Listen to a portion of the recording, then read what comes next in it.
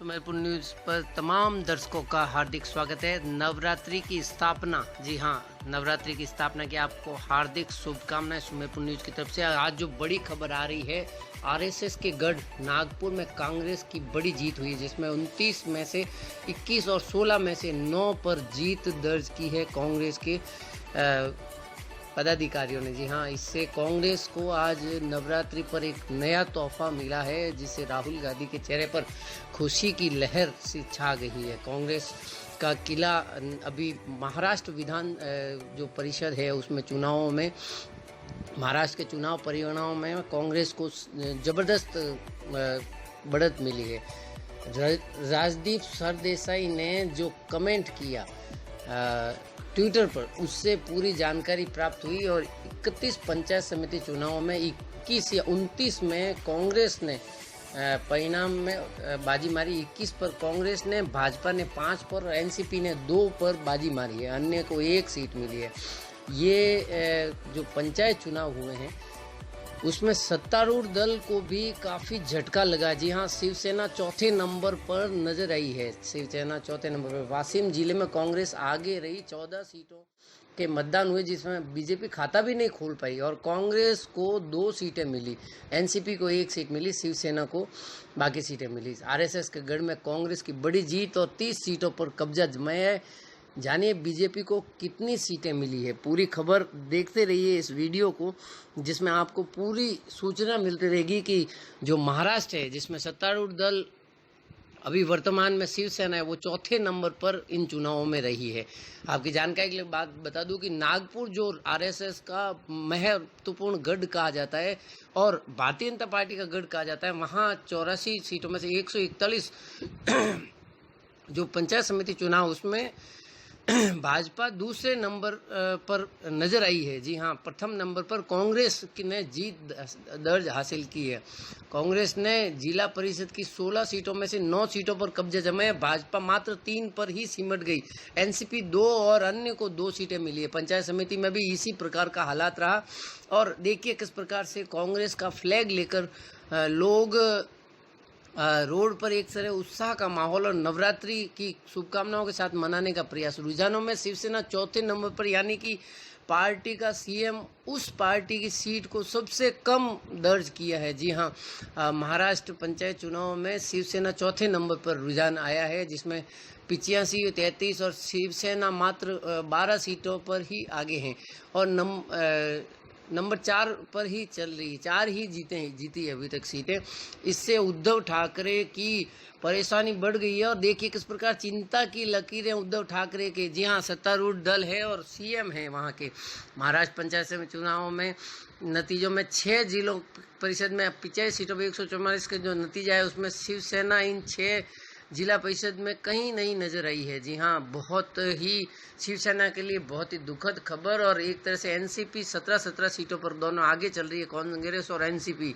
भाजपा भी दूसरे तीसरे नंबर पर नजर आई है। चुनावों की गणित को देखें तो काफ़ी ज़्यादा उत्साहित रहा महाराष्ट्र का चुनाव, जिसमें हर व्यक्ति ने बढ़ चढ़कर हिस्सा लिया। पालघर में बीजेपी से मिल रही है, थोड़ी करारी टक्कर मिल रही है पालघर क्षेत्र में, जिसमें 5 नंबर पर दोनों सीटों पे बराबर चल रहे हैं बीजेपी और कांग्रेस। जी हाँ, पालघर सीट में बीजेपी को थोड़ी टक्कर मिल रही है और जिला परिषद सीटों में 4 बीजेपी पर बढ़त है, वहीं दोनों में 3-3 सीटों पर बढ़त दर्ज की गई है। अगली खबर की तरफ है। जी हाँ, जो सर्वपितृ श्राद्ध अमावस्या थी, उसको देखते हुए लोग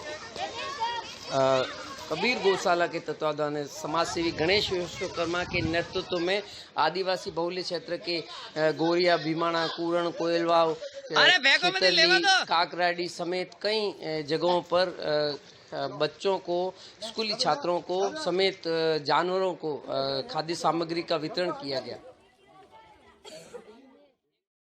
इसी प्रकार सीएमआर स्थित जगदम्बे भवानी मंदिर में घट स्थापना कार्यक्रम किया गया, जहां सीएम अशोक गहलोत ने सुख शांति और समृद्धि की प्रार्थना की पूरे राजस्थान के लिए। जी हाँ, नवरात्रि शारद नवरात्रि प्रारंभ हुई तो मुख्यमंत्री आवास पर जगदम्बा भवानी की पूजा की गई। पूजन के दृश्य देखिए, जयपुर स्थित सीएमआर में जो रेजिडेंस है वहाँ पर ये पूरे दृश्य हैं, जहाँ पे सब परिवार सब पत्नी अपने इष्ट देव की पूजा की गई।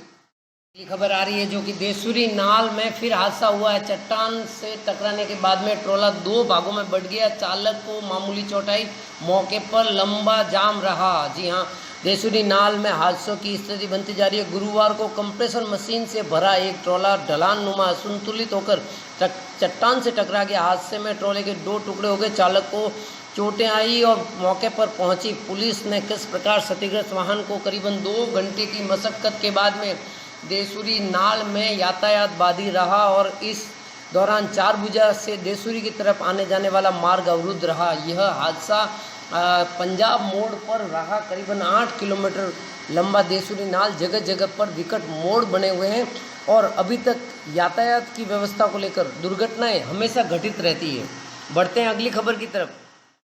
जी हाँ, अगली खबर आ रही है जो कि ब्लॉक मुख्य चिकित्सा अधिकारी सुमेरपुर ने आदेश जारी किए हैं कि 8 अक्टूबर को कहां पर टीके लगेंगे। देखिए, आपके सुमेरपुर लाइब्रेरी में 140, सुमेरपुर टाउन हॉल में 150, जवाई बांध में 100, कोलीवाड़ा 90, तगतगढ़ CSC 90, सैनिक कॉलोनी तगतगढ़ 90, गोगरा 50, राजपुरा 90, बलाना 90, कोटा 70, बांकली 70, बलुपुरा, बीठिया, बारुंदा, पोमावा, चाणो, दर्णोपुरा, भाचुंदा, धना, दौलपुरा, ढोला, बिरामी, आकदड़ा, कोसेलाव, नौवी, बसंत, पावा, सलोदरिया, पालड़ी, जोड़, सांडेराव, दूजाना, रोजड़ा व सांडेराव बस स्टैंड पर कोविशील्ड लगाई जाएगी। वहीं संजय नगर, जाखा नगर, सुमेरपुर में वो लगाई जाएगी कोवैक्सीन।